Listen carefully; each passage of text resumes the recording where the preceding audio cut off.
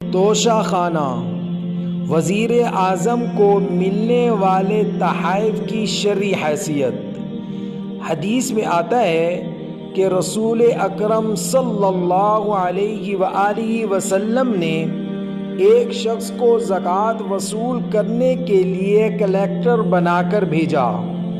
جب وہ واپس آیا تو اس نے رسول اللہ صلی اللہ علیہ وسلم کے سامنے مال کے 2 ڈھیر لگا دیے اور بتایا کہ یہ زکوٰۃ ہے اور یہ وہ تحائف ہیں جو لوگوں نے مجھے دیے ہیں۔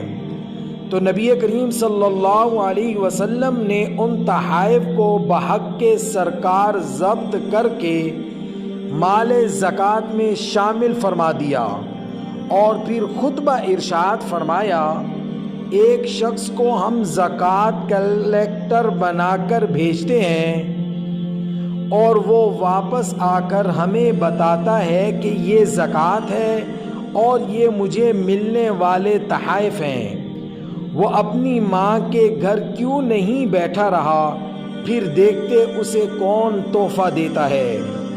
یہ حدیث ہمیں بتاتی ہے کہ سرکاری عہدے داروں کو ملنے والے تحائف مال سرکار ہیں اور ان کے بارے میں یہ قانون سازی بھی کتاب اور سنت کے خلاف ہے کہ 15% یا 50% قیمت دے کر عہدے دار خود رکھ سکتا ہے۔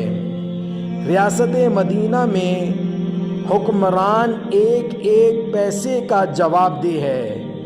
تحائف منصب کو ملتے ہیں، ذات کو نہیں۔